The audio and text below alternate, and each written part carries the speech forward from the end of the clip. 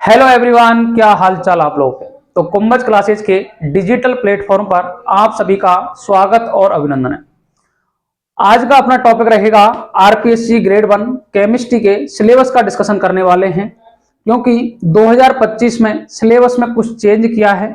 Change करने का मतलब है कि इसमें कुछ एडिशन किया है, जहां से आपको कुछ ज्यादा बड़ा बदलाव तो नहीं है, लेकिन 8 से 10 क्वेश्चन आपको नए मिलने वाले हैं। अर्थात 120 क्वेश्चन तो आपको पुराने मैटर से आने वाले हैं और मैक्सिमम 10 क्वेश्चन यहां से आने वाले हैं।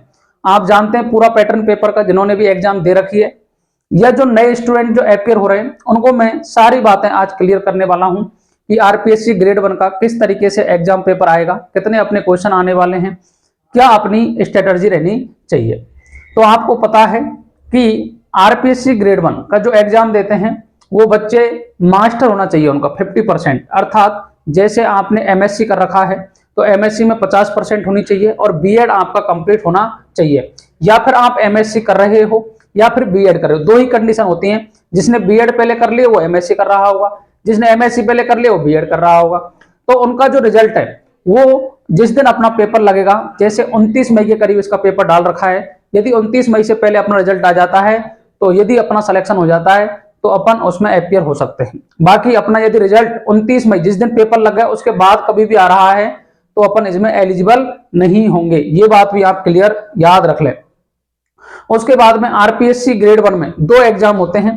पहला पेपर होता है जीके वाला, जिसके अंतर्गत 12-13 सब्जेक्ट हैं, जिनका मिलाकर के 75 क्वेश्चन आते हैं और 150 नंबर के होते हैं, जिसमें से अपने को 30 क्वेश्चन क्वालिफाई के लिए चाहिए, अर्थात 60 नंबर अपने को चाहिए। यदि अपन उसका अप्रोक्सीमेट 40% जनरल के निकालें और 35% एससी एसटी वगैरह जो नीचे वाली कास्ट है उनके लिए निकालें तो उनके लिए 35% है, जनरल ओबीसी वालों के लिए 40% का क्राइटेरिया। ये दोनों पेपरों में है, लेकिन अपन बात करते हैं केमिस्ट्री वाले पेपर की। केमिस्ट्री वाले पेपर में 40% का क्राइटेरिया सभी का क्लियर हो जाता है।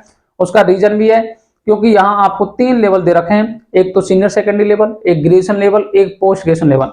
अब देखो हमारे केमिस्ट्री की जो कट ऑफ है, हर बार आप जानते हो फिजिक्स में और कम जाती है, 198 200 इस तरह की कट ऑफ जाती है, बायोलॉजी में 240 230 इस तरह की कट ऑफ जाती है।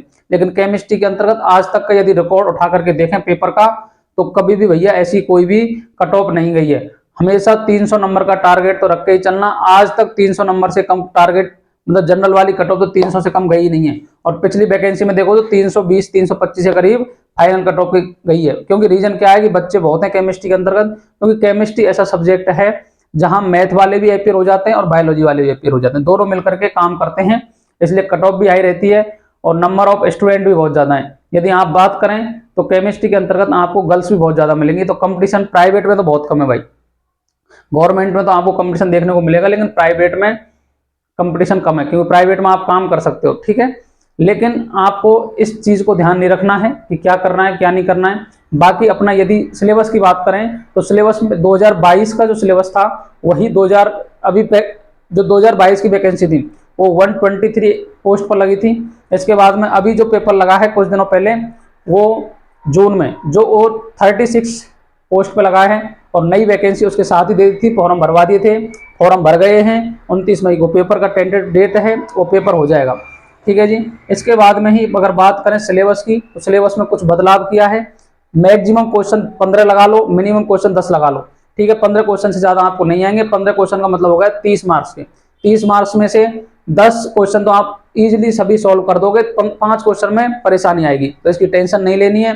कोई भी हा हुल्ला करके कर रहे हैं कि सिलेबस चेंज हो गया कोचिंग ज्वाइन करो, जिन्होंने कर लिए वो बिल्कुल ना करें, क्योंकि जब सिलेबस में देखोगे ना तो कभी ना कभी आपने ये चीजें पढ़ रखी हैं, बस आपके दिमाग से थोड़ी और स्किप हो गई हैं, तो उनको अपन या तो बीएससी वाली बुक से देख लो अगर ग्रेजुएशन वाले पोर्शन में है तो, और यदि 11 12 में है तो एनसीईआरटी से देख लो। कोई भी बड़ा बदलाव इतना ज्यादा है नहीं। बाकी आप जैसे जिन्होंने कोचिंग कर ली है, बस कोचिंग एक ही बार होती है, बार बार कोचिंग नहीं होती, क्योंकि सिलेबस को आप जब भी किसी कोचिंग में जाओगे ना तो सिलेबस में आपको कार्बन की 4 ही वैलेंसी बताई जाएंगी। आप कहीं से भी कोचिंग कर लो भाई, आपने एक बार कर लिया, अब आप समझ गए कार्बन की 4 वैलेंसी होती है, किस किस तरीके से होती हैं, ये आपको पूरा समझा दिया। अब आपको रिवीजन करना है, जितना करोगे तो उससे ही अपने नंबर बढ़ते हैं। कोचिंग करने से कभी भी नंबर नहीं बढ़ते हैं, ये बात आप कान खोल के देख लो। रीजन क्या है, कोचिंगों की फीस भी हाई है। कम से कम 20,000 रुपए से कम कोई भी कोचिंग नहीं है, ठीक है। इसके बाद में आप देखते होंगे कि ऑफर के साथ में, जैसे काफी बार ऐसा होता है, इन सर का बर्थडे 70% ऑफ, उन सर का बर्थडे 20% ऑफ, इन सर का बर्थडे 90% ऑफ, ये वही कोर्सों को बेचते हैं जिनके बेच नहीं रहे, और जो एक बार ले लेता है वो दोबारा कभी भी नहीं लेता है। ये चीजें भी याद रख लो आप। रीजन क्या है, इनकी 90% इनका बर्थडे है, 90% ऑफ कर दिया, लेकिन उसकी जो रेट है, पेपर की जो रेट है, मतलब पेपर का जो कोर्स की रेट है, वो रेट में तो कोई अंतर आता नहीं है। या तो ये 100% भी डिस्काउंट कर देंगे ना, तब भी इनकी रेट 5,000 से कम आने वाली नहीं है, ठीक है। और 5,000 मिनिमम केमिस्ट्री की फीस रख रखी है सभी ने, तो इसलिए अगर आप नए हो तो ले सकते हो, लेकिन पुराने हो तो आपने एक बार कोचिंग कर ली है, वही मैटर है, और वहीं से आपको पढ़ना है। किसी भी कोचिंग के फेवर में नहीं हूं मैं, और आप खुद पढ़ेंगे ना एनसीईआरटी से, तो आपको पता पड़ जाएगा किस तरीके से अपने को पढ़ना है। आगे बात समझ में, तो ये छोटी छोटी बातें हो गई हैं जो आपको समझ में आनी चाहिए। अब देखो, सबसे पहले अपन बात करेंगे कि हमारे सिलेबस के 3 लेवल होते हैं। कितने लेवल हैं जी? 3 लेवल होते हैं। पहला होता है 11th 12th लेवल, जिसे सीनियर सेकेंडरी लेवल कहते हैं। 11th एंड 12th इसे सीनियर सेकेंडरी लेवल कहते हैं। दूसरा बीएससी वाला, अर्थात इसे ग्रेजुएशन लेवल कहते हैं। लास्ट आता है एमएससी वाला, उसे बोलते हैं पोस्ट ग्रेजुएशन लेवल। 3 लेवल होते हैं। तीनों लेवल में यदि बात करें तो 55 क्वेश्चन का क्राइटेरिया रहने वाला है, ठीक है। क्योंकि अगर 55 तो लास्ट वाले में से 50 आ जाएंगे, 55 दूना 110, और इस तरीके से पेपर रहने वाला है। अब आप देखोगे तो आपको 2 ही पोर्शन में से ज्यादा क्वेश्चन मिलेंगे, एक तो 11th 12th, एक बीएससी। यहाँ से मैक्सिमम आपको 20 से 25 क्वेश्चन मिलने वाले हैं, ठीक है।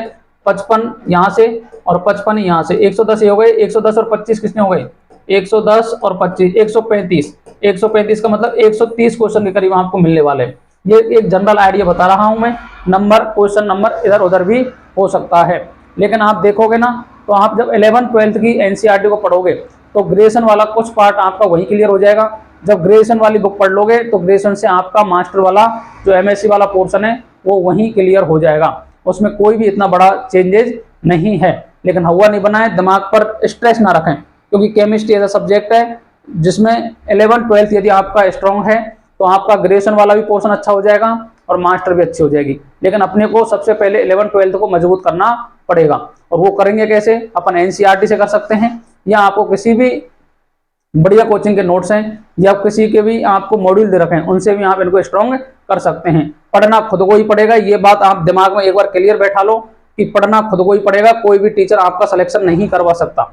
ये बात जिस दिन समझ में बैठ जाएगी ना, उस दिन अपने को सब्जेक्ट समझ में आने लग जाएगा, ठीक है। हिंदी इंग्लिश का कोई भी लफड़ा नहीं है, बस हिंदी इंग्लिश में एक ही परेशानी का सामना करना पड़ता है बच्चों। इनऑर्गेनिक केमिस्ट्री के अंतर्गत थोड़ी थ्योरी ज्यादा होती है, तो वहां हिंदी में पोर्शन, हिंदी का यदि अपन बात करें तो हिंदी में अच्छी बातें समझ में आ जाती हैं। लेकिन ऑर्गेनिक की बात करूं और फिजिकल की बात करूं तो वहां इंग्लिश और हिंदी का कोई भी ऐसा लफड़ा नहीं है। आप हिंदी में पढ़ो चाहे इंग्लिश में पढ़ो, हाइड्रोकार्बन को हिंदी में भी हाइड्रोकार्बन कहते हैं और इंग्लिश में भी हाइड्रोकार्बन कहते हैं, ठीक है।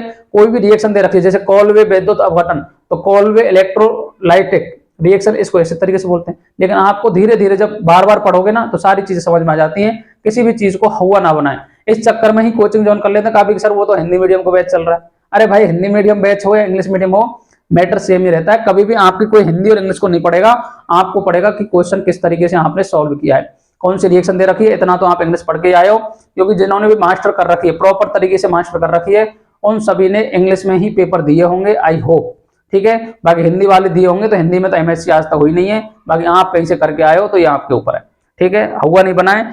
मास्टर डिग्री, जैसे काफी बार ऐसा होता है कि जिन्होंने भी एमएससी बीएससी के साथ ही कर ली, उनका सब्जेक्ट पर कमांड अच्छा है, लेकिन जिन्होंने बीएससी के साथ में उसके बाद में बीएड कर ली 2 साल, अब 2 साल बीएड करने के साथ में गैप लग गया पढ़ाई में, फिर एमएससी की है, तो उनको थोड़ी परेशानी का सामना करना पड़ रहा होगा। ये मैं समझता हूं, क्योंकि मैं काफी स्टूडेंट से मिला हूं, काफी साथियों से मिला हूं, ठीक है जी।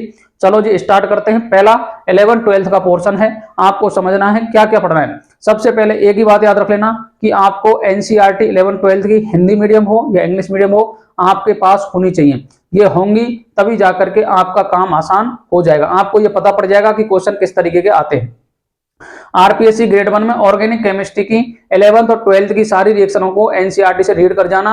हर बार पेपर में कम से कम 10 से 12 क्वेश्चन आपको मिलने वाले होते हैं, और किसी के भी बहकावे में मत आना। आगे बात समझ में, मैं आपको कुछ क्वेश्चन भी दिखाने वाला हूं। हाइड्रोकार्बन चैप्टर मैंने एनसीईआरटी से पढ़ाया अभी 11th स्टैंडर्ड के लिए, आप देखोगे तो सेकंड ग्रेड और फर्स्ट ग्रेड में वहां से क्वेश्चन पूछे गए। क्योंकि रीजन क्या है, एनसीईआरटी सारी नेम रिएक्शन के ऊपर बेस चलती है और रिएजेंट के ऊपर चलती है, इसलिए वहां से क्वेश्चन हर बार पूछे जाते हैं, ठीक है जी। करें स्टार्ट कहानी को। आई होप आप सभी को ये क्लास वेरी वेरी इंपॉर्टेंट लगेगी। ये थोड़ी बातें हो गई हैं और बातें करना भी जरूरी था, क्योंकि बातें नहीं करते तो अपने को पता कैसे पड़ता कि अपन को पढ़ना क्या है। चलो जी, अब अपन बात करेंगे सबसे पहले senior secondary level. Senior secondary level का मतलब आप समझ गए होंगे 11th-12th लेवल। ये है 11th एंड 12th। ठीक है जी। अब देखो, आपको दे रखा है सबसे पहले यूनिट दे रखी है एटॉमिक स्ट्रक्चर। एटॉमिक स्ट्रक्चर में आपको सबसे पहले फंडामेंटल पार्टिकल्स पढ़ने। फंडामेंटल पार्टिकल्स आप जानते हो, इलेक्ट्रॉन के बारे में पढ़ना है, प्रोटॉन के बारे में पढ़ना है और न्यूट्रॉन के बारे में पढ़ना है। ये फंडामेंटल पार्टिकल्स होते हैं। उसके बाद में modern concept of atomic structure पढ़ना है। उसके बाद में क्वांटम नंबर्स ये पढ़ना है। आवाव प्रिंसिपल पढ़ना है, पाउली एक्सक्लूसिव प्रिंसिपल पढ़ना है, हॉर्न्स रूल पढ़ना है, इलेक्ट्रॉनिक कॉन्फ़िगरेशन पढ़ना है of elements, classification of elements पढ़ना है and periodicity in properties SPDF block elements की। अर्थात आपको सबसे पहले याद रख लेना आयोनाइजेशन एंथैल्पी पढ़ना है, आयोनाइजेशन एंथैल्पी। इसके साथ में पढ़ना है electron gain enthalpy, electron gain enthalpy. इसके बाद में atomic radii, atomic radii, atomic radii. इसके साथ ही आपको बच्चों पढ़ना पड़ेगा इलेक्ट्रोनेगेटिविटी, इलेक्ट्रोनेगेटिविटी। और ये सभी के आपको पता पड़ जाएगा। ठीक है, आपको क्लास 11th के 2 चैप्टर पढ़ने, एक तो एटॉमिक स्ट्रक्चर, एक पढ़ना है classification of elements and periodic in properties. 2 chapter पढ़ लोगे, वहां से आपका सारा काम बन जाएगा। ठीक है, क्वांटम नंबर से हर बार पेपर में क्वेश्चन पूछे जाते हैं। नीट ले लो, जेईई मेंस ले लो, आरपीएससी ग्रेड 1 ले लो, आपको सीधा सीधा क्वेश्चन देता है एन, एल, एमएल और एमएस। आपको एक सेट बना के देता है, उस सेट में पहचानना होता है कौन सा परमिजिबल नहीं है, अर्थात कौन सा जो सेट है वो हमारे नेचर में नहीं पाया जाता है। इस तरीके के क्वेश्चन आते हैं। बहुत ही सरल चैप्टर है। इसमें से कम आपको यदि आइडिया लगाऊं मैं तो 2 से 3 क्वेश्चन आने वाले हैं और 3 क्वेश्चन आपके बिल्कुल इजी आने वाले हैं, जिनको हर कोई बच्चा कर सकता है जिसने भी थोड़ी भी तैयारी कर रखी होगी। चलो जी, नेक्स्ट बात करेंगे अपन पी ब्लॉक एलिमेंट्स की। पी ब्लॉक एलिमेंट्स 2022 के सिलेबस में ऐड हुआ था, उससे पहले नहीं था। पी ब्लॉक की बात करेंगे तो पी ब्लॉक के अंतर्गत आपको जनरल इंट्रोडक्शन पढ़ना है जी। इसके बाद में इलेक्ट्रॉनिक कॉन्फ़िगरेशन पढ़ना है, अकरेंस पढ़नी है, कहां से प्राप्त करते हैं इसको। इसके बाद में ऑक्सीडेशन स्टेट्स पढ़नी है, compounds of P block elements पढ़ना है, trends of physical and chemical properties पढ़ना है। अर्थात आपको पी ब्लॉक के अंतर्गत जितने भी आयनाइजेशन एंथैल्पी हो, इलेक्ट्रॉन गेन एंथैल्पी हो, प्रॉपर्टीज हो, ऑक्सी एसिड्स हो, सल्फर के और फास्फोरस के ऑक्सी एसिड्स भी आपको यहां पढ़ने पड़ते हैं। आगे बात समझ में, ऑक्सीडेशन स्टेट पढ़नी पड़ती है, पेरोक्साइड बॉन्ड क्या होता है। इस तरीके के जो क्वेश्चन है ये यहां से पूछे जाते हैं। पी ब्लॉक एनसीईआरटी से रीड कर लेना, इससे ज्यादा आपको कुछ भी नहीं पढ़ना है, क्योंकि एनसीईआरटी में बहुत ज्यादा मैटर दे रखा है इसका। ठीक है, जब उस टाइम पे, जब हमारे टाइम पर ये पी ब्लॉक चैप्टर था सिलेबस में, तो जो सबसे ज्यादा टाइम लगता था ना वो पी ब्लॉक में लगता था, क्योंकि ये पी ब्लॉक जो है ना 13 से 18 वर्ग में डिवाइड हो रखा है। तो यहाँ कम से कम 1 से 1.5 महीना लगता था, क्योंकि 13वां और 14वां ग्रुप तो अपन 11वीं में पढ़ लेते थे और 15 से 18 पढ़ते थे, जिसके अंतर्गत कम से कम 1.5 महीने में कंप्लीट होता था। अर्थात ये चैप्टर बहुत बड़ा था। लेकिन आप यदि जनरल बातें पढ़ लोगे तो 2 से 3 क्वेश्चन यहाँ से भी आने वाले हैं, ये आपके आसानी पूर्वक क्या हो जाएंगे, सही हो जाएंगे। उसके बाद आता है ट्रांजिशन एलिमेंट। ट्रांजिशन एलिमेंट को बोला जाता है डी ब्लॉक एलिमेंट्स। क्या बोला जाता है? डी ब्लॉक एलिमेंट्स को ट्रांजिशन एलिमेंट्स ही बोला जाता है। लेकिन ट्रांजिशन एलिमेंट और डी ब्लॉक एलिमेंट्स में बस एक ही अंतर है बच्चों। ट्रांजिशन एलिमेंट का मतलब है जिनका इलेक्ट्रॉनिक कॉन्फ़िगरेशन D1 से लेकर के D9 के करीब होता है और ये उनकी स्टेबल ऑक्सीडेशन स्टेट हो या ग्राउंड स्टेट हो, उन्हें तो बोलते हैं ट्रांजिशन एलिमेंट। और डी ब्लॉक एलिमेंट जिनका इलेक्ट्रॉनिक कॉन्फ़िगरेशन D1 से लेकर D10 होता है और वही काम सारा होना चाहिए। जैसे मैं बात करूं जिंक, कैडमियम, मरकरी और कॉपरनीशियम, ये ट्रांजिशन एलिमेंट हैं क्या? तो आपका आंसर आना चाहिए नहीं होंगे, क्योंकि इनका D10 कॉन्फ़िगरेशन है, इसलिए ये बातें याद रख लेंगे। ठीक है, पहले 2014-15 के पेपरों में देखोगे ना तो वो यही क्वेश्चन पूछे जाते थे वहां से, लेकिन आजकल ये ट्रेंड हट गया है।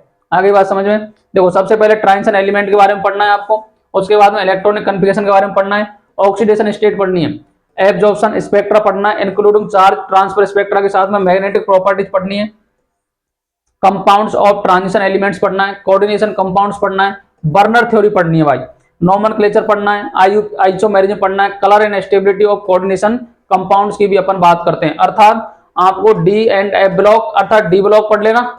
डी ब्लॉक के साथ में बच्चों इसमें पढ़ते हैं कोऑर्डिनेशन कंपाउंड। क्या पढ़ते हैं? Coordination compounds. अर्थात 2 चैप्टर इसमें दे रखे हैं आपको, एनसीईआरटी से रीड करोगे तो सारी चीजें क्लियर होती हुई चली जाएंगी। इसके बाद नेक्स्ट बात आती है लेंथेनॉइड एंड एक्टिनॉइड्स। किसकी बात करेंगे? Lanthanoid and actinoids. लेंथेनॉइड और एक्टिनॉइड याद दो आप, इसको बोलते हैं 4F सीरीज और इसको बोलते हैं 5F सीरीज। 5F सीरीज इसका एक क्वेश्चन तो इतना इंपॉर्टेंट है कि आपको इलेक्ट्रॉनिक कन्फिगरेशन से पूछता है और काफी बार पूछ चुका है गैडोलियम का। किसका? गैडोलियम का इलेक्ट्रॉनिक कन्फिगरेशन पूछता है। उसके बाद में आयनिक चार्ज की पूछता है, ऑक्सीडेशन स्टेट्स पूछता है, chemical reactivity and general characteristics, अर्थात आपको एफ ब्लॉक के ऑक्सीडेशन स्टेट याद होनी चाहिए, आपको इलेक्ट्रॉनिक कन्फिगरेशन याद होनी चाहिए और 4F ब्लॉक के या 5F ब्लॉक के एलिमेंट्स को किस किस नाम से अपन जानते हैं, ये बातें भी क्या होनी चाहिए, अपने को याद होनी चाहिए। आई होप आप सभी को मेरी आवाज समझ में आ रही होगी।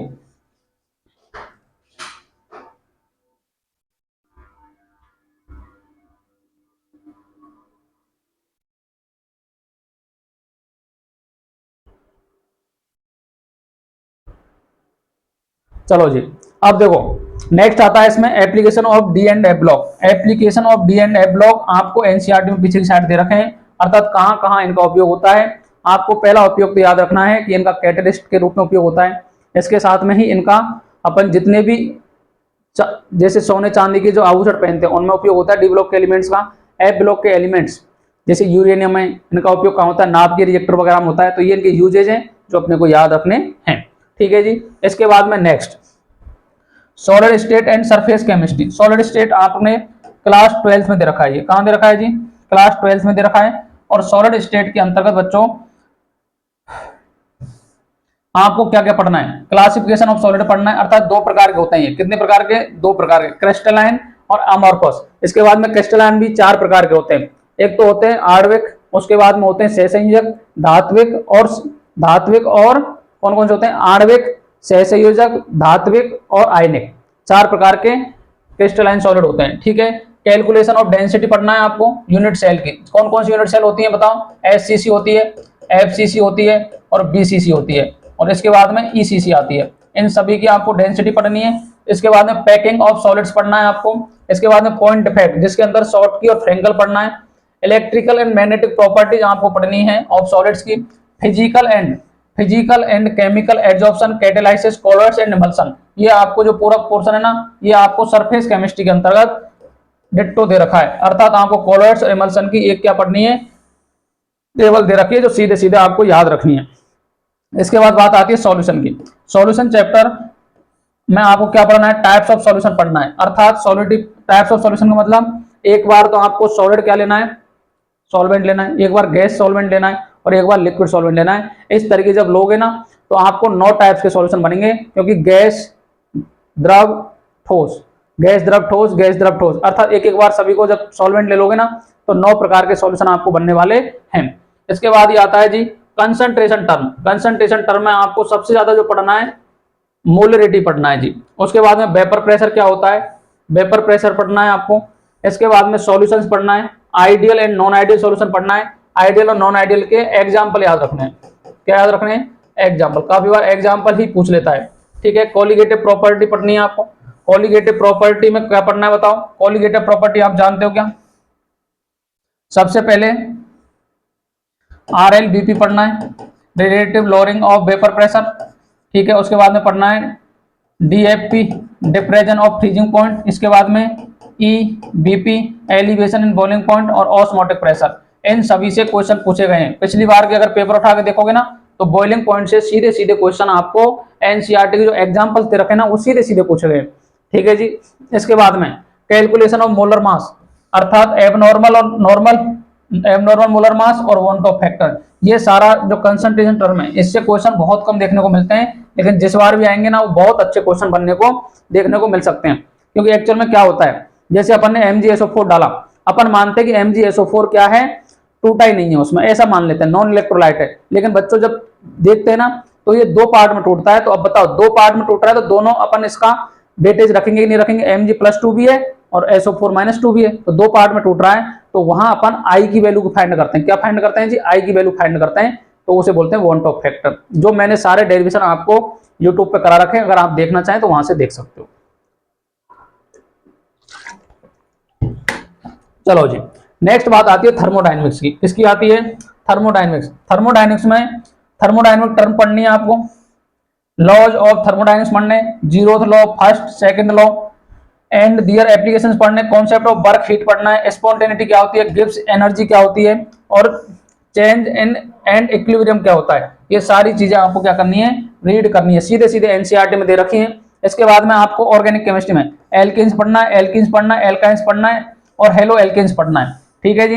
मेथड ऑफ प्रिपरेशन पढ़नी है, केमिकल रिएक्शंस पढ़नी है एल्किन्स की और एल्काइंस की और हेलो एल्किन्स की। ये चैप्टर मैंने हाइड्रोकार्बन वाला पूरा एनसीईआरटी से आपको अभी जस्ट पढ़ा रखा है। बताओ क्या समझे आप इससे, अगर आप समझे, क्या समझे जी बोलो। ये जो आपका सिलेबस दे रखा है वेरी वेरी इंपॉर्टेंट है और आपको इस पोर्शन में परेशानी नहीं आनी चाहिए। इस पोर्शन में परेशानी क्यों नहीं आनी चाहिए, उसका रीजन है क्योंकि देखो सर, ये 11th-12th का पोर्शन है। किसका है, 11th एंड 12th का पोर्शन है। और 11th और 12th पोर्शन में सबसे पहले आपको मैंने जो बोला है कि आपके पास में एनसीईआरटी होनी चाहिए। क्या होनी चाहिए जी, एनसीईआरटी, अर्थात क्लास 11th की 2 बुक आती है और ये ओल्ड होनी चाहिए। और 12th में भी कितनी बुक आती है, 2 बुक आती है, अर्थात आपके पास में 4 बुक होनी चाहिए। कितनी बुक होनी चाहिए, 4 बुक होनी चाहिए। इस तरीके का आपको मैटर याद रखना है क्योंकि सर आपको पता है, क्योंकि एनसीईआरटी से ही 11th-12th का पूरा लेवल का पेपर बनता है। उसमें इजी पोर्शन रहता है, आप 55 में से 55 स्कोर कर सकते हो और इजीली तरीके से कर सकते हो। उसमें कोई भी ऐसा रॉकेट साइंस नहीं है। ठीक है जी। अब देखो इसमें आपको याद रखना है कौन कौन से चैप्टर पढ़ने हैं। तो सबसे पहले मैं बताऊं बात, तो आपको मोल कॉन्सेप्ट पढ़ना है जी। आप मेरी कॉन्सेप्ट मोल कॉन्सेप्ट पढ़ लोगे ना, तो मोल कॉन्सेप्ट आपको सभी चैप्टर में यूज होगा। उसके बाद में आप एटॉमिक स्ट्रक्चर पढ़ लेना, एटॉमिक स्ट्रक्चर। ठीक है। इसके बाद में classification of elements, classification of elements ये पढ़ लेना, क्लासिफिकेशन ऑफ एलिमेंट्स पढ़ लेना। And periodic in property, and periodic in properties, properties. ठीक है ये पढ़ लेना। इसके बाद में क्लास 11-12 में कंप्लीट बता रहा हूं आपको। ठीक है। इसके बाद में D and F block, D and F block. इसके बाद में coordination compound, coordination compounds, coordination compounds पढ़ लेना। इसके साथ में आपको पी ब्लॉक पढ़ना है। क्या पढ़ना है जी, पी ब्लॉक पढ़ना है। क्लास 11th में भी पढ़ना है और क्लास 12th में भी पढ़ना है। अर्थात मैं बोल दूं 13 से 18 वर्ग, अर्थात दोनों बुकों में दे रखे हैं ये। इस तरीके से आप इनको पढ़ लोगे क्या, बोलो भाई।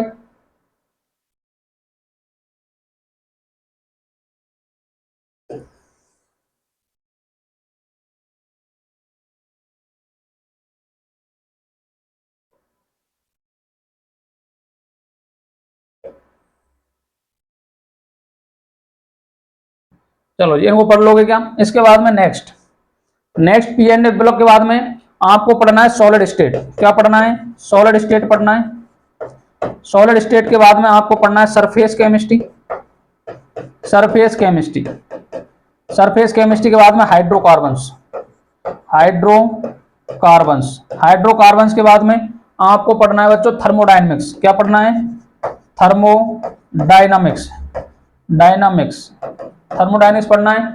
इसके बाद में ये हो गया ट्रांजिशन, हो गया डी एंड एफ ब्लॉक, हो गए सारे चैप्टर। अर्थात 11-12 तो आपको कंप्लीट ही पढ़ना पड़ेगा एनसीईआरटी से, तब जाकर के ही आपका स्कोर अच्छा हो सकता है। इससे सरल कोई भी चीज नहीं हो सकती, क्योंकि आपको ये पूरा पढ़ना है बच्चों, और पूरा पढ़ोगे ना तभी जाकर के अपना क्या रहेगा, बढ़िया तरीके से अपने को पकड़ बन जाएगी। जब एनसीईआरटी को रीड कर लोगे ना तो आप टीचर को भी पकड़ सकते हो कि कौन टीचर अच्छा पढ़ा रहा है और कौन बेकार पढ़ा रहा है। ठीक है, क्योंकि तब तक अपन नहीं जानते ना, तब तक अपन को सब टीचर अच्छे लगते हैं, लेकिन जब अपन एनसीईआरटी को पढ़ लेते हैं ना और टीचर जब हक्का वक्का हो जाता है पढ़ाने के टाइम पे, उसका रीजन है, तो उस टाइम आप पहचान जाए कौन टीचर अच्छा पढ़ा रहा है कौन बेकार पढ़ा रहा है।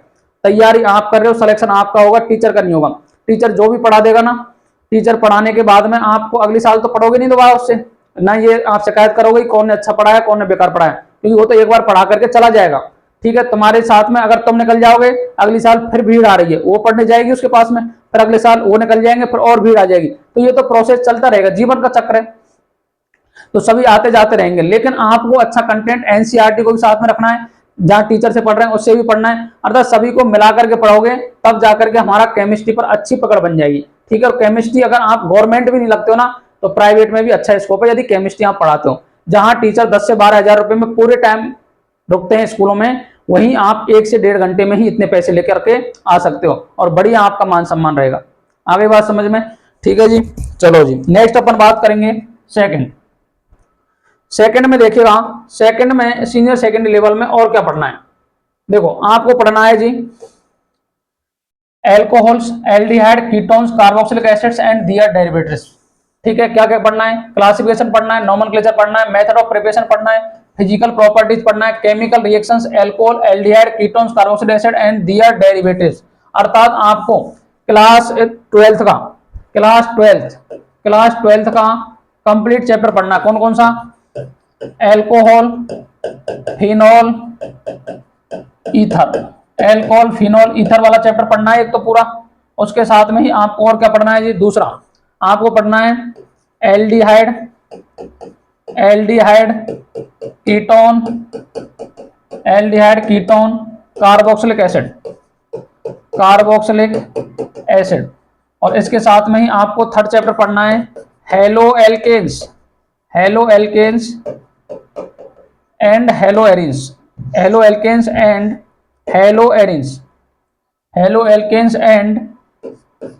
Hello arenes. ये पूरे चैप्टर आपको पढ़ने हैं, इससे आपकी ऑर्गेनिक भी कंप्लीट हो जाएगी। इसके बाद में आपको एक चैप्टर और पढ़ना है अमीन्स। क्या पढ़ना है? अमीन्स।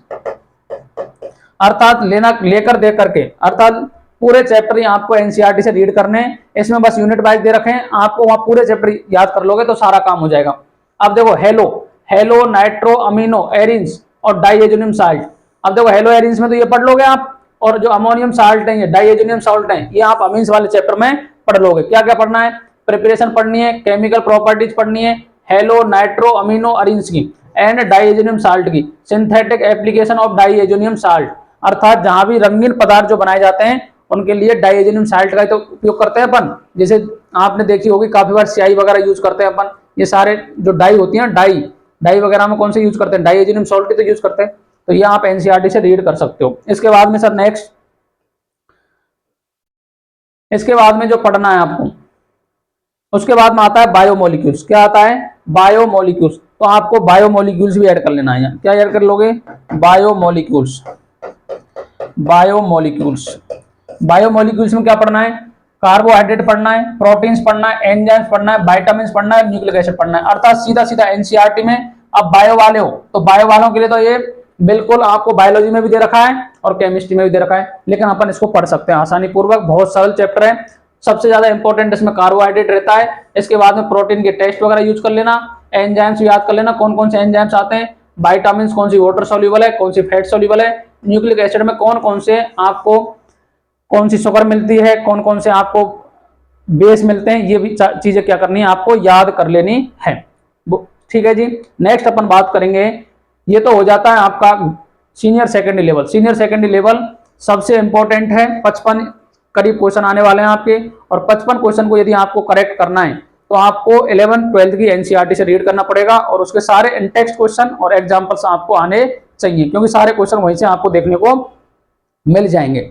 चलो जी, नेक्स्ट बात करेंगे ग्रेजुएशन लेवल। ग्रेजुएशन लेवल का मतलब है बीएससी वाला पार्ट। अब बीएससी वाले पार्ट में आपको क्या क्या पढ़ना है? एक्चुअल में तो आपको 11th 12th की एनसीईआरटी पढ़ लोगे तो ग्रेजुएशन वाला पार्ट भी आसानी पूर्वक समझ में आ जाएगा, लेकिन कुछ टॉपिक अलग दे रखे हैं, उनकी भी अपन बात करने वाले हैं। चलो जी, केमिकल बॉन्डिंग की बात करेंगे। सबसे पहला है केमिकल बॉन्डिंग। केमिकल बॉन्डिंग में ग्रेजुएशन लेवल में थ्योरीज ऑफ केमिकल बॉन्डिंग पढ़ना है, बीबी अर्थात valence bond theory, molecular orbital theory, diatomic molecules. अभी क्लास 11 से पढ़ लोगे ना, वहीं से काम हो जाएगा आपका। बेस पर थ्योरी पढ़नी है, हाइड्रोजन बॉन्डिंग पढ़नी है, क्वांटम मैकेनिक्स पढ़नी है, श्रोडिंगर वेव इक्वेशन पढ़नी है, और वन इलेक्ट्रॉन सिस्टम। तो देखो जो क्वांटम मैकेनिक्स है ना बच्चों, क्वांटम मैकेनिक्स कुछ पार्ट आपको एटॉमिक स्ट्रक्चर में दे रखा है। ये जो पार्ट देखोगे ना, ये एटॉमिक स्ट्रक्चर में दे रखा है क्लास 11th में, एटॉमिक स्ट्रक्चर में, तो वहां से कर लोगे। और बाकी ये क्लास 11th की एनसीईआरटी से भी कर सकते हो। तो चैप्टर ऐड कर लेना भैया, केमिकल बॉन्डिंग पूरा पढ़ना है।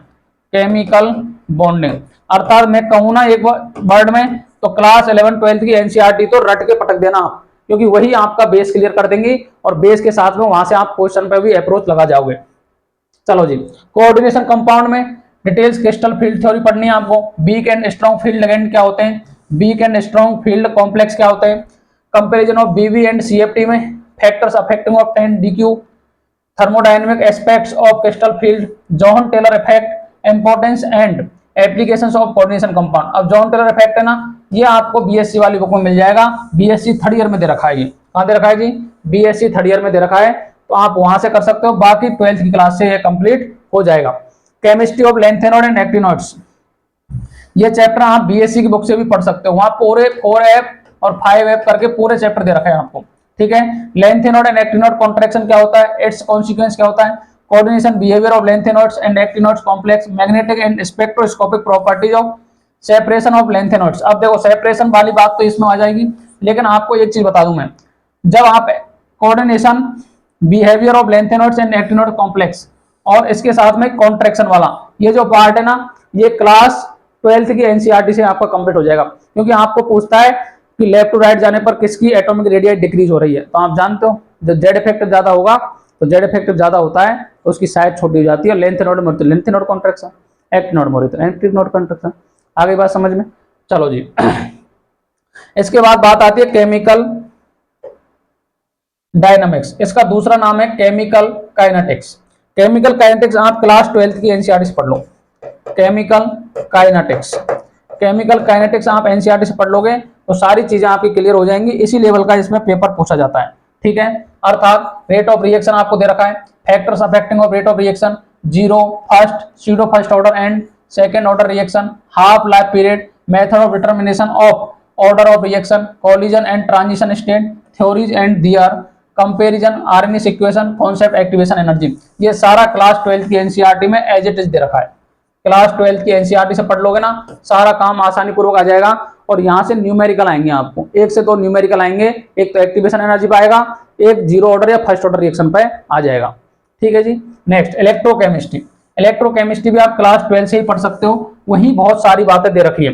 देखो conductance of equivalent molar conductivity, अर्थात ये डेल्टा एम बराबर आप जानते होंगे 1000 delta M into 1000 into kappa divide by capital M, इस तरीके से। और यदि इक्विवेलेंट लगा दो तो इक्विवेलेंट कंडक्टेंस हो जाएगी। द वेरिएशन विद डाइल्यूशन के साथ में क्या होता है, वीक एंड स्ट्रॉन्ग इलेक्ट्रोलाइट के साथ में आपको ग्राफ दे रखा होगा, क्या दे रखा है, ग्राफ इस तरीके से। एक तो ग्राफ ऐसे आता है और वीक का ऐसे आता है, ये ग्राफ भी आपने पढ़ रखा होगा, ठीक है। टाइप्स ऑफ इलेक्ट्रोड्स क्या होते हैं, एसएचई क्या होता है, स्टैंडर्ड हाइड्रोजन इलेक्ट्रोड क्या होता है, electrochemical cell and galvanic cell क्या होता है, जिसमें एनोड तो किसका बना हो, जिंक का, और कैथोड किसका बना हो, कॉपर का, उसे तो बोलते हैं गैल्वेनिक सेल। आपको सारी रिएक्शंस याद रखनी है उसकी, ठीक है। उसके साथ में उसमें डेल्टा जी भी फाइंड करते हैं अपन, कि इक्विलिब्रियम फाइंड करते हैं अपन, पीएच भी फाइंड करते हैं, वो सारे एप्लीकेशंस हैं, वो पढ़ लेना आप, ठीक है। इसके साथ में थ्योरी ऑफ स्ट्रॉन्ग इलेक्ट्रोलाइट्स ये पढ़ना है, Debye Huckel theory of activity coefficient, Nernst equation, ionic equilibrium, fuel cell concentration, cell and corrosion. अब देखो आपको दो चीजें इसमें अलग दिखेंगी, एक तो आयनिक इक्विलिब्रियम, ठीक है, और Dibai Huckel theory of activity coefficient, ये अलग है। बाकी सारा पोर्शन आपको क्लास 12th में ही क्या कर रखा है, दे रखा है, वहीं से आप पढ़ सकते हो इसको, ठीक है जी। इसके बाद में नेक्स्ट एंथैल्पी एंड एंट्रोपी, ये थर्मोडाइनमिक्स वाला पार्ट आ गया है। Enthalpy and its change, constant pressure and temperature, इसे बोलते हैं delta H. Enthalpy change of different types reactions, entropy as a function of temperature, volume, Hess law, constant summation, Gibbs and Helmholtz function. अब Helmholtz function है ना, ये थोड़ा अलग part है, बाकी तो क्लास 11 से कंप्लीट हो जाएगा। ये आपका क्लास 11th में दे रखा है पूरा पोर्शन, बाकी हेल्महोल्ट्ज फंक्शन आपको अलग से पढ़ना पड़ेगा, ठीक है। उसके बाद में आती है स्टीरियोकेमिस्ट्री, क्या आती है जी, स्टीरियोकेमिस्ट्री। स्टीरियोकेमिस्ट्री में आपको क्या पढ़ना है, स्टीरियोकेमिस्ट्री ऑफ ऑर्गेनिक कंपाउंड। अब देखो ये क्लास 12th में तो नहीं है बच्चों, क्लास 12th में एक बार स्टीरियोकेमिस्ट्री ऐड किया था उन्होंने, लेकिन हटा दिया उसके बाद में, ये आपको बीएससी से पढ़ना पड़ेगा, ठीक है। कॉन्सेप्ट्स ऑफ कायरलिटी, आप जानते हो चारों वैलेंसी अलग अलग हो जाएंगी, वही कंपाउंड क्या कहलाएगा, कायरल कंपाउंड कहलाएगा। Optical activity, configuration, geometrical and optical isomerism, ठीक है। इसके बाद में एनेंटियोमर क्या होते हैं, डायस्टेरियोमर्स क्या होते हैं, मीजो कंपाउंड्स क्या होते हैं, आरएस एंड ईजेड क्या होता है। तो यहां से एक तो आईयूपीएसी नेम आ जाएगा आपको, एक तो आईयूपीएसी नेम आ जाएगा, और काफी बार चेन आइसोमर कितने होते हैं, इसके पोजीशन आइसोमर कितने बनेंगे, ये सारे क्वेश्चन इससे यहां से पूछे जा सकते हैं। आई होप आप सभी को ये कहानी समझ में आई होगी बीएससी वाली। बीएससी का जो पोर्शन है ना मैक्सिमम, ये आपको कहां से पढ़ना है बच्चों, ये आपको पढ़ना पड़ेगा भैया क्लास 11th और 12th की एनसीईआरटी से। जैसे नाम दे रखे हैं ना, उसी हिसाब से इनको क्या कर सकते हो, आप पढ़ सकते हो। आई होप आप सभी को ये समझ में आया होगा। चलो जी नेक्स्ट अपन बात करेंगे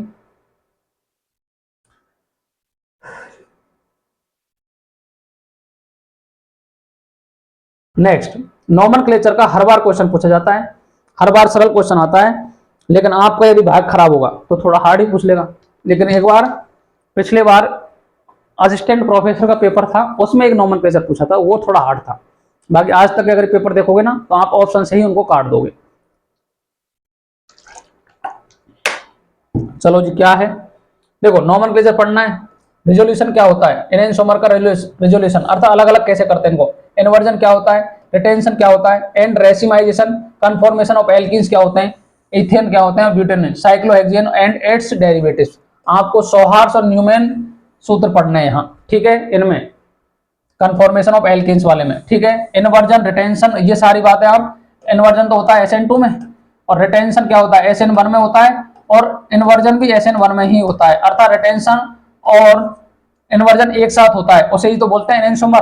क्या बोलते हैं, एनेंसोमर या रेसिमाइसन। क्या बोलते हैं, रेसिमाइसन। यदि इन्वर्जन और रिटेंशन एक साथ हो रहा है उसे बोलते हैं रेसिमाइजेशन। क्या कहा जाता है, रेसिमाइजेशन। क्लास 12 हेलो एल्केन्स वाले चैप्टर में देखोगे ना तो थोड़ा थोड़ा आइडिया वहां दे रखा है इसका, ठीक है जी।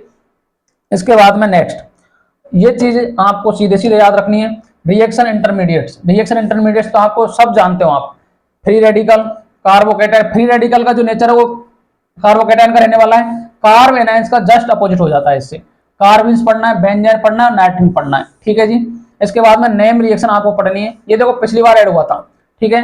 नेम रिएक्शन आपको कौन कौन सी पढ़नी है, एल्डोल पढ़नी है, कैनिजारो पढ़नी है, परकिन पढ़नी है, स्टोवे पढ़नी है, बेंजोइन पढ़नी है, रिफॉर्म टस्की पढ़नी है, नोवल जेल पढ़नी है, बियर बिल्गर पढ़ना है, बेटिक पढ़ना है, मैनिक पढ़ना है। अब देखो जो एल्डोल है, कैनिजारो है, ये सारी रिएक्शन तो क्या है, क्लास 12 में है। लेकिन परकिन हो गई, स्टोवे हो गई, बेंजोइन हो गई, रिफॉर्म टस्की हो गई, नोवल जेल हो गई, बियर बिल्गर हो गई, बेटिक हो गई, मैनिक हो गई, ये सारी रिएक्शन आपको पढ़नी पड़ेंगी बच्चों बीएससी सेकेंड ईयर की बुक से। बीएससी सेकेंड ईयर की जो बुक दे रखी है ना उसमें, जहां आपको ऑर्गेनिक केमिस्ट्री में सबसे कठिन पार्ट लगा था वही आपको दोबारा यहाँ पढ़ना पड़ेगा, ठीक है जी। इसके बाद में aromaticity, arenes.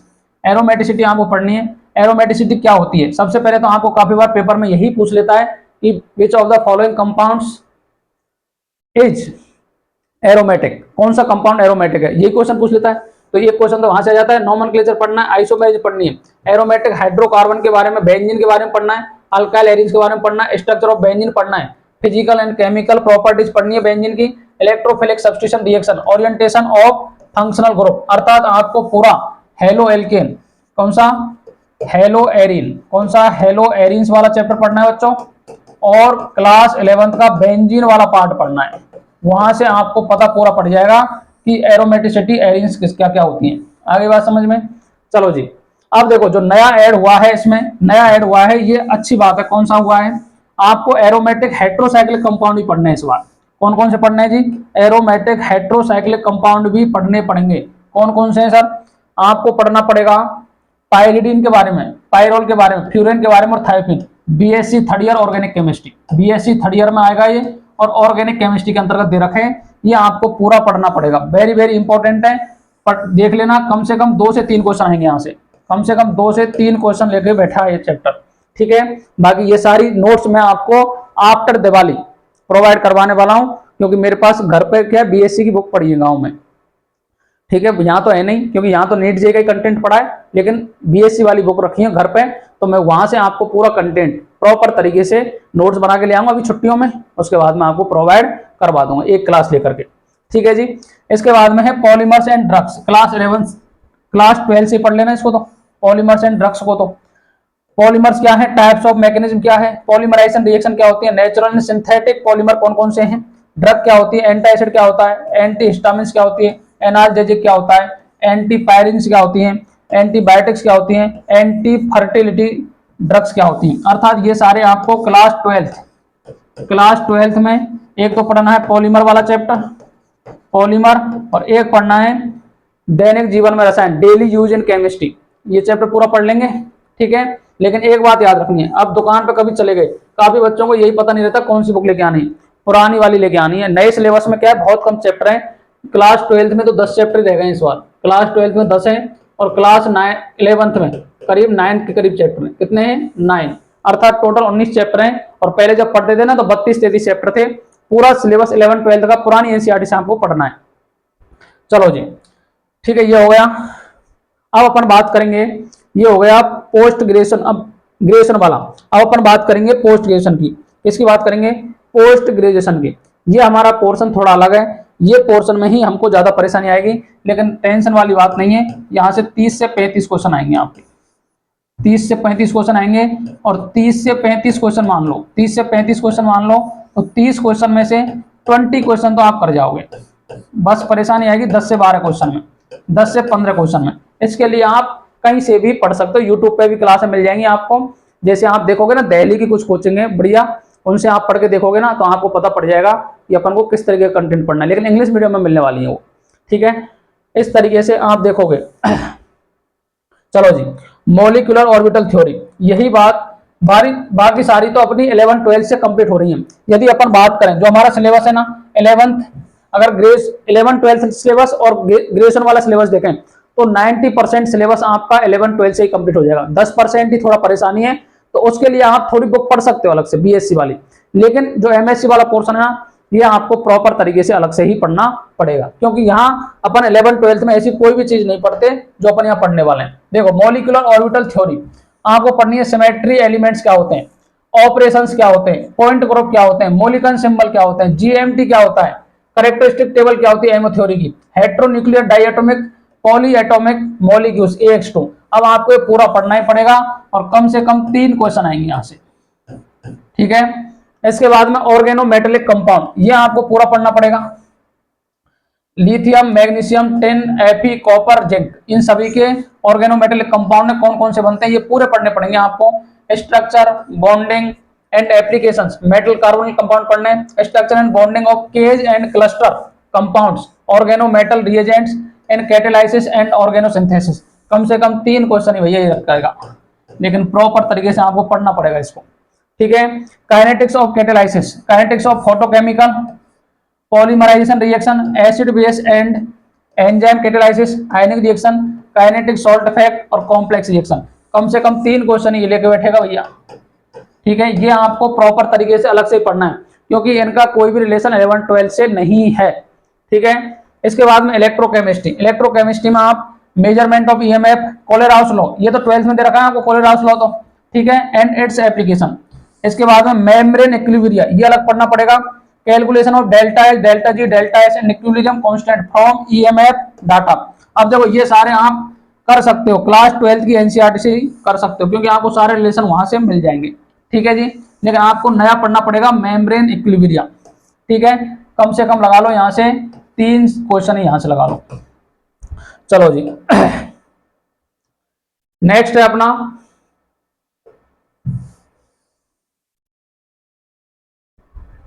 Thermodynamics. Third law of thermodynamics पढ़ना है, जूल थॉमसन एक्सपेरिमेंट पढ़ना है, Maxwell reaction and their application पढ़ना है, गिब्स डुएम इक्वेशन पढ़ना है, फ्यूगेसिटी एंड एक्टिविटी कॉन्सेप्ट पढ़ना है। अर्थात कुछ पोर्शन तो आपको 11th में दे रखा है, लेकिन आपको पूरा ही ये पढ़ना पड़ेगा। यहां से भी 3 क्वेश्चन आएंगे, बोलो भाई। इसके बाद में अब देखो सब्स्टिट्यूशन एंड एलिमिनेशन रिएक्शन, आप SN1, SN2, SNI, E1, E2 reaction, halo alkanes, preparation of chemical reaction of phenol, ether and epoxide. Epoxide अलग से पढ़ना पड़ेगा बीएससी वाली बुक से, बाकी क्लास 12 से कंप्लीट हो रहा है। ये किससे हो रहा है? क्लास 12 से ही कंप्लीट आपका हो जाएगा।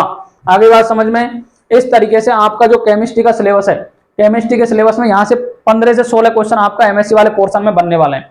15 से 16 मानो या 20 मान लो, मैक्सिमम कितने मान लो? 20 मान लो। 20 में से 10 से 12 क्वेश्चन तो आपसे हो जाएंगे, 10-12 में आपको परेशानी आ सकती है। ठीक है जी। अब देखो जी, अपन को आगे और क्या पढ़ना है इसमें। ये हो गया 6। अब 7th वाली अभी तो मेन इसमें बची रही है। देखो अपन को और क्या पढ़ना है जी, अपन को पढ़ना है पेरिसाइक्लिक रिएक्शन। पेरिसाइक्लिक से हर बार 2 से 3 क्वेश्चन आते हैं। पेरिसाइक्लिक रिएक्शन में electrocyclic, cyclo addition, sigma tropic rearrangement, photo organic chemistry, alkenes, carbonyl compounds, ये सारे क्वेश्चन आपको पढ़ने हैं, अलग से पढ़ना है भैया। एनवायरमेंटल पॉल्यूशन क्लास 11th का 14 चैप्टर पढ़ लेना भैया, क्लास 11th का 14 चैप्टर। मैक्सिमम पोर्शन तो वहीं से कंप्लीट हो जाएगा, लेकिन इसमें और भी दे रखे हैं। देखो air, water, soil, heavy metal pollution, photochemical smoke, acid rain क्या होती है, ozone depletion, green house effect, global warming, green chemistry. Green chemistry आपके एमएससी में पढ़ते हो, आप कहाँ पढ़ते हो, एमएससी में। लेकिन एक क्वेश्चन आ सकता है यहाँ से, इतना ज्यादा लोड लेना नहीं है, बाकी 11वीं की क्लास से ही आप पढ़ सकते हो इसको। आगे बात समझ में जी। इसके बाद में स्पेक्ट्रोस्कोपी। स्पेक्ट्रोस्कोपी में आपको एलिमेंट्री आइडिया ऑफ आईआर का होना चाहिए, infrared, ultraviolet, NMR, Raman, ESR, mass spectrometry, techniques and structure of liquidation of organic compound. अर्थात आपको एक तो वुडवर्ड फीचर आएगा यहाँ से, मेरे को तो इतना पता है, वुडवर्ड फीचर क्वेश्चन आता है एक, जिसमें आपको लैम्डा मैक्स फाइंड करना होता है। बाकी एक दो क्वेश्चन और आते हैं, ठीक है, तो इनको आप देख सकते हो एक बार, ठीक है। इसके बाद में आता है फोर्थ पार्ट। फोर्थ पार्ट में क्या पढ़ना है आपको, देखो ये जो अब तक का रहा है part A, part A, part B और पार्ट सी, पार्ट सी, ये तीनों जो आएंगे ना, इन तीनों से आपको 130 क्वेश्चन मिलने वाले हैं। कितने क्वेश्चन, 130 क्वेश्चन मिलने वाले हैं, जिसमें से आपको 90%, ये जो पोर्शन है ना 11, 12 और ग्रेजुएशन वाला, इससे 90% आपको जो मोटिवेशन, या बोलो क्या बोले उसको, अंदर से मोटिवेशन को एक वर्ड और बोलते हैं, जैसे आपको यदि सब्जेक्ट में इंटरेस्ट आएगा तो ये 11, 12 की जब एनसीईआरटी पढ़ लोगे ना, 11th एंड 12th की एनसीईआरटी, तो वहां से आपका 90% पार्ट ये कंप्लीट हो जाएगा। इसके अलावा 10% पार्ट बचेगा ग्रेजुएशन वाले में, जो आप बीएससी की बुक से कर सकते हो, या फिर किसी कोचिंग से, आप जहां से कोचिंग ले रहे हो वहां से पढ़ सकते हो। लेकिन जो मैक्सिमम पार्ट ना, वो 11, 12 से ही अपना कंप्लीट हो जाएगा। इसके बाद में पोस्ट ग्रेजुएशन वाले जो जितने भी क्वेश्चन आएंगे 15, 20, 25, उनके लिए आपको सेपरेट ही पढ़ना पड़ेगा। अर्थात अगर मैं बात करूं कि आपके 100 क्वेश्चन है ना, 100 क्वेश्चन तो आपके आसानी पूर्वक हो जाएंगे, 100 क्वेश्चन तो आपके आसानी पूर्वक हो जाएंगे यदि आप 11th 12th पढ़ लोगे और एलन के मॉड्यूल कर लोगे। एलन के मॉड्यूल कर लोगे ना, तो यहां से आपके 100 क्वेश्चन बन जाएंगे। अब बात रही 30 क्वेश्चन की, 30 क्वेश्चन के लिए आपको पर्टिकुलर पढ़ना पड़ेगा। पर्टिकुलर में आप कर सकते हो किसी भी कोचिंग के, जैसे आप सरस्वती धाम की आप क्या कर लो, बुकलेट कर लो और उनकी क्लास ले लो वहां से भाई, ठीक है। क्योंकि 11, 12 वाले पोर्शन में तो कोई पढ़ा सकता है, लेकिन वहां आपको वही टीचर पढ़ाएंगे जो नेट को पढ़ा रहे हैं, ठीक है। इसके बाद में फोर्थ पोर्शन की बात करें अपन, किसकी बात करें, फोर्थ पोर्शन की बात करेंगे, तो आपको यहाँ से 20 क्वेश्चन आएंगे। कितने क्वेश्चन आने वाले हैं, 20 क्वेश्चन आएंगे। Pedagogy, teaching learning material, use of computers and information technology in teaching learning, अर्थात पेडागोजी के क्वेश्चन आएंगे आपको। इसके बाद में कुछ कंप्यूटर के क्वेश्चन आएंगे, आईसीटी होना चाहिए, डिजिटल लर्निंग क्या होती है, ई लर्निंग क्या होती है, वर्चुअल क्लासरूम क्या होता है, technology in integration, teaching learning and assessment. Paper का पूरा पैटर्न आपको पता ही है, क्या पता है भैया, 150 क्वेश्चन आने वाले हैं।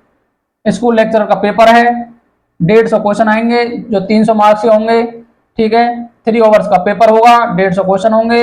इसके बाद में एक गलत पर 1/3 नंबर, अर्थात 3 क्वेश्चन सही हो जाएंगे और एक गलत कर दो, नहीं 3 गलत करने पर एक सही चला जाएगा, ठीक है। आपको सीनियर सेकेंडरी लेवल पर सब्जेक्ट का ज्ञान होना चाहिए, ग्रेजुएशन लेवल पर होना चाहिए, पोस्ट ग्रेजुएशन पर होना चाहिए, और पेडागोजी वाला पोर्शन भी यहाँ पर आना चाहिए। अर्थात आप यदि बात करें तो 110 से 115 क्वेश्चन यदि आपके केमिस्ट्री के अंतर्गत करेक्ट हो जाएंगे। अगर मैं बात करूं फाइनल में अपना सिलेक्शन का जो क्राइटेरिया रहता है, जैसे बात करें आपका 120 प्लस क्वेश्चन यदि यहाँ करेक्ट हो जाते हैं और आप 40 से 45 या 40 ही मान लो भैया, 40 लाने में ही परेशानी आती है, 80 क्वेश्चन तो यहाँ से और 240 ये, तो ये 0 0 2 3 320 नंबर का क्राइटेरिया रहता है। लेकिन हर बार परेशानी का सामना अपने को जीके वाले पोर्शन में करना पड़ता है भैया। ये जो क्राइटेरिया ना, अब मेरे इस बार 29 करेक्ट है, इसमें 29 है। केमिस्ट्री वाले में मेरे 115 क्वेश्चन करेक्ट है, काट पीट के 115 क्वेश्चन अपने बैठ रहे हैं। लेकिन रीजन क्या है, ये क्लियर नहीं हुआ। यदि ये क्लियर हो जाता थोड़ी अपन को एक आस लग जाती, जिस टाइम ये पेपर क्लियर हो जाएगा उस टाइम सारे काम आसान तरीके से हो जाएंगे, क्योंकि काफी दिन से जीके को पढ़ाई नहीं, 10वीं क्लास के बाद में जीके को देखा ही नहीं है कि कौन कहाँ स्थित है। और हर साल जो पेपर है, जैसे अपन 2022 के पैटर्न पे पढ़ के गए थे इस बार, लेकिन 2022 का पैटर्न उन्होंने फॉलो ही नहीं किया। और फॉलो नहीं किया तो फिर वही परेशानी आ गई। लेकिन सब्जेक्ट में अच्छा स्कोर इसलिए हो जाता है क्योंकि सब्जेक्ट से अपन कनेक्टिविटी रख रहे हैं, ठीक है, क्योंकि सब्जेक्ट अपने को पढ़ने में भी अच्छा लगता है और सब्जेक्ट को पढ़ा भी रहे हैं, तो इसलिए अपन की कनेक्टिविटी अच्छी है। जीके में इतना कनेक्टिविटी नहीं हो पाती है, इसलिए हर बार स्कोर नहीं हो पाता है। तो आई होप आपको सिलेबस का डिस्कशन अच्छा लगा होगा। जो भी साथी तैयारी कर रहे हैं, पहली बार जो तैयारी कर रहे हैं, उनके पास कृपा करके इस वीडियो को भेज दें ताकि वो सिलेबस को देख लें और ये आइडिया लगा लें कि अपन को क्या क्या पढ़ना है और क्या क्या छोड़ना है, कहाँ से पढ़ना है, ये सारी बातें आपको मैंने बता दी हैं। अब देखो, पढ़ने का तो अलग अलग तरीका हो सकता है सभी का, ठीक है, सब्जेक्ट में तो सभी माहिर होते हैं, जीके वाले पोर्शन ही सभी को सेपरेट आउट करता है।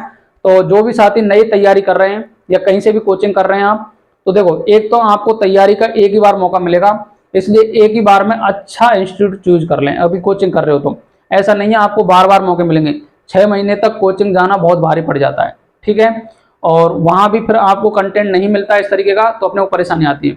इसलिए एक ही बार ऐसा कोचिंग इंस्टीट्यूट चुन लें जहां से आपको अच्छी तरीके की तैयारी करवाई जा सके। इसके साथ में कोचिंग के साथ में आपको 11-12 की एनसीईआरटी को भी रीड करना आना चाहिए। और भैया यदि आप चाहते हो 11-12 वाला पोर्शन, तो मैं आपको पूरा पढ़ाने वाला हूँ नीट जेई के कंटेंट के हिसाब से। तो आप हमारे कुम्मच क्लासेज के यूट्यूब चैनल को भी ज्वाइन कर सकते हो। नई नई इन्फॉर्मेशन आपको मिलने वाली है, किस तरीके से पेपर को क्वालिफाई करना है, सब्जेक्ट वाले को तो मैं बता सकता हूँ आपको, ठीक है। तो आज का वीडियो आपके लिए बहुत ही हेल्पफुल रहेगा सब्जेक्ट को समझने में। जब हम तैयारी करते थे तो हमें सिलेबस का भी पता नहीं था काफी दिन तक, लेकिन आपको ये जानकारी मिल रही है तो आपके लिए बड़ी सौभाग्य की बात है। इसलिए इस सिलेबस को देखें, इसका एनालिसिस करें, क्या अपन से आता है क्या नहीं आता है। जो अपन से आता है उसको बार बार नहीं पढ़ें, जो नहीं आता है उसको ही पढ़ें। इसमें कुछ टॉपिक ऐड हुए हैं जिनके नोट्स मैं आपको कुछ ही दिनों में प्रोवाइड करवाने वाला हूं। तो आई होप वो नोट्स आपके लिए बहुत ही हेल्पफुल रहने वाले हैं और ऑथेंटिक बुकों से ही वो मिलने वाले हैं। इसलिए हमारे कुम्मच क्लासेस के यूट्यूब चैनल को से ज्वाइन हो जाएं और साथियों के साथ में भाई चैनल को सब्सक्राइब भी करवा दो ताकि अपन के भी 1000 सब्सक्राइबर हो जाएं और अपन और भी अच्छा इस पर काम करते रहें। आपको पता है कम से कम 500 के करीब वीडियो इस पर हो चुके हैं और सब्सक्राइबर इस पर 752 हो चुके हैं। तो इसलिए याद रखें, अच्छा कंटेंट दे रहे हैं भाई, कहीं से भी पढ़ रहे हो आप मिला करके देख लेना, आपको क्वेश्चन यहाँ से सीधे सीधे मिल जाएंगे। लेवल स्टैंड की सीरीज अपनी चल रही है जिसमें 4 से 5 यूनिट कंप्लीट हो चुकी हैं, 5 रही हैं जिनको मैं अब जो यूनिट रही है छोटी छोटी यूनिट है जिनको अपन एक एक दो दिन में ही कंप्लीट करवा देंगे। तो आई होप मेरा 10 नवंबर तक आपका लेवल स्टैंड का सिलेबस कंप्लीट हो जाएगा और 10 नवंबर के बाद में अपन आरपीएससी ग्रेड 1 के लिए जो सीनियर सेकेंडरी लेवल है उसकी तैयारी स्टार्ट कर देंगे, जिसमें मैं आपको एनसीईआरटी पढ़ाने वाला हूँ, नीट जेई के क्वेश्चंस भी करवाने वाला हूँ और सारा कुछ कंटेंट इस तरीके का प्रोवाइड करवाने वाला हूँ कि अगर आपको पेपर में इस तरह के क्वेश्चन मिलते हैं तो आसानी पूर्वक सॉल्व उनको कर सकते हो। आई होप आप सभी स्वस्थ होंगे, मस्त होंगे, जहां भी होंगे अच्छी तरीके से अपनी पढ़ाई को कर रहे होंगे। राम राम साहब।